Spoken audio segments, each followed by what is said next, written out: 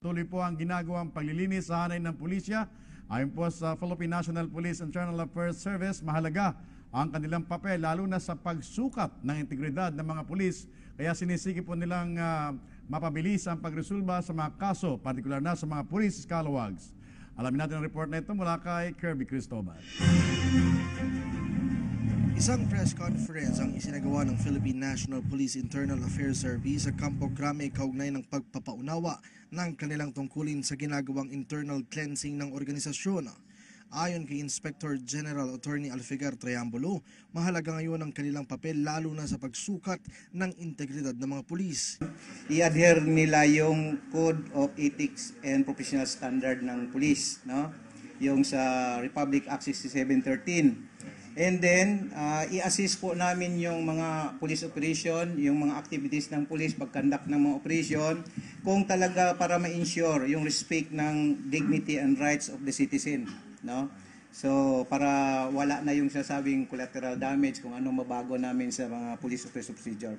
And then, personal accountability, past service, and no corruption. Kasi yun po yung ating isang kampanya ng ating mahal na Pangulo. Sa parte naman ng investigasyon, tinutulungan ng Internal Affairs Service ang mga complainants na gumawa ng mga pahayag laban sa mga tiwaling polis at maging sa paggawa ng motu proprio investigation. Sa parte naman ng investigasyon, tinutulungan ng Internal Affairs Service ang mga complainants na gumawa ng mga pahayag laban sa mga tiwaling polis at maging ang paggawa ng motu proprio investigation. Dagdag pa ng opisyal, sinisikap nila na mapabilis ang pagresolba sa mga kaso partikular sa mga police scalawags upang agad na masibak sa pwesto ang mga ito at hindi masayang ang pasahod ng gobyerno.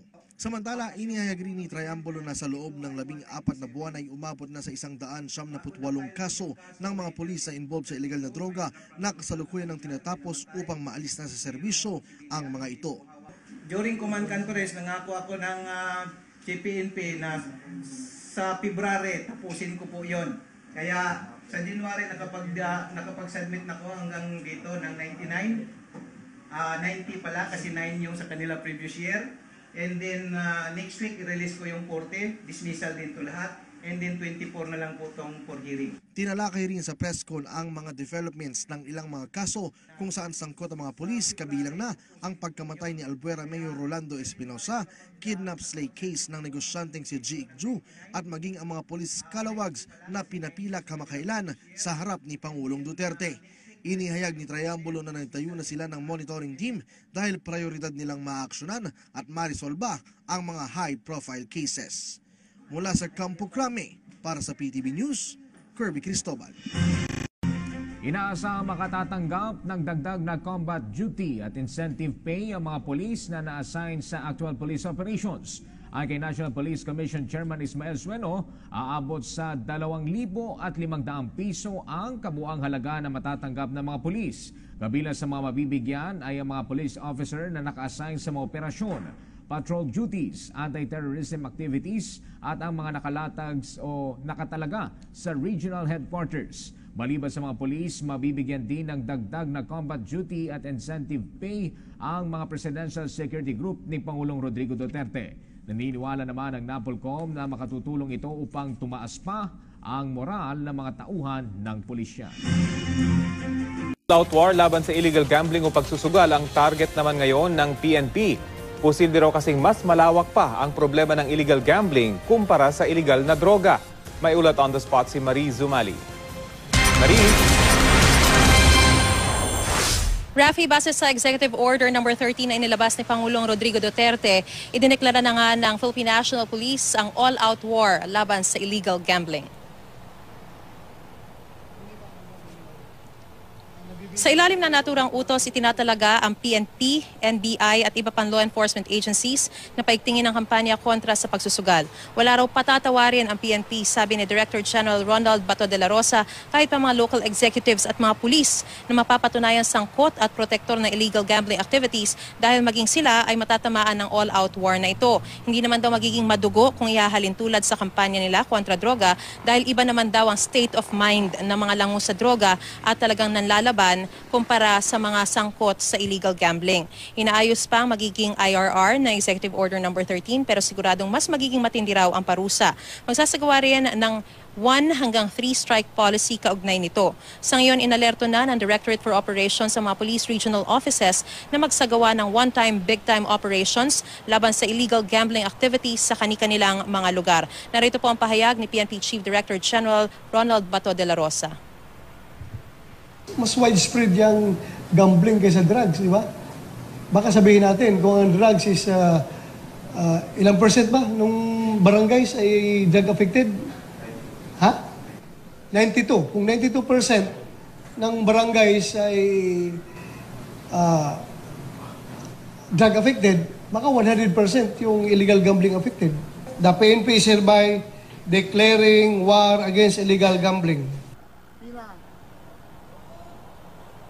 Sa pagpapaigting naman ng pulisya sa kanilang kampanya para linisin ang kanilang hanay laban sa mga pasaway na pulis at mga skalawag, 2 pulis Maynila na kinilalang sina SPO1 Rodito Magluyan at PO3 Roel Candelario, parehong naka-assign sa Police Station 9 ng Manila Police District, nahuli sa aktong pangungutong kahapon ng 3:50 ng madaling araw sa kahabaan ng Quirino Avenue, corner Mother Ignacio, Malate, Maynila. Naaresto sila sa isang entrapment operation. Nasa kustudiya na sila ng Counterintelligence Task Force o CITF. Narito naman po ang pahayag ni CITF Chief Senior Superintendent Jose Chiquito Malayo. When we found out that positive yung complaint, nag-conduct na kami na entrapment. So, at exactly 0350 o 350 nung February 12, nahuli po natin sila extorting money from motorists, especially taxi drivers.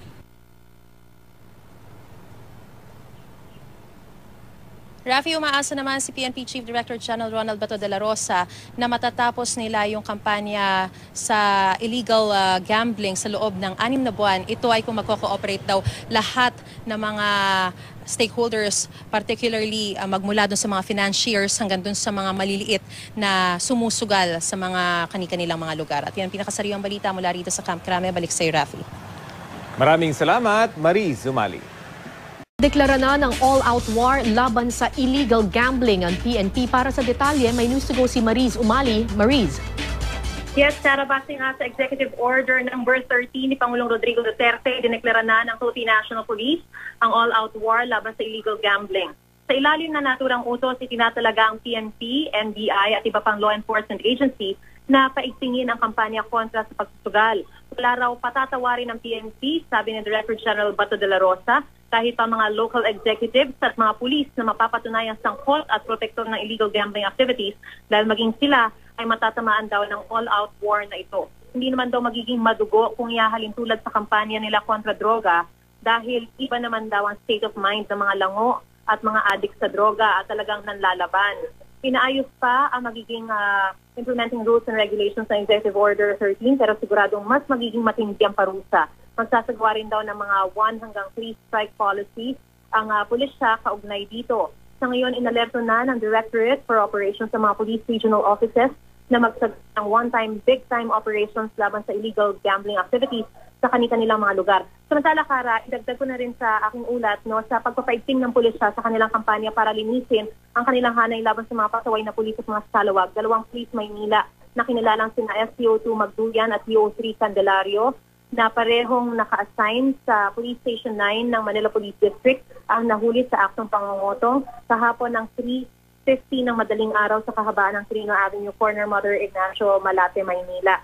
Naresto sila sa isang entrapment operation at kanina nga ay ipinakita sa media na sa kustodiya sila ng Counterintelligence Task Force sa mga oras na ito. At yan ang pinakasariwang balita mula rito sa Camp Crame. Balik sa iyo, Kara. Mariz, isang question lamang kasi ang war on drugs merong oplan tukhang. So itong war on illegal gambling, paano ang magiging estilo ng gera kontra illegal gambling? Magkakaroon din ba sila ng mga raid?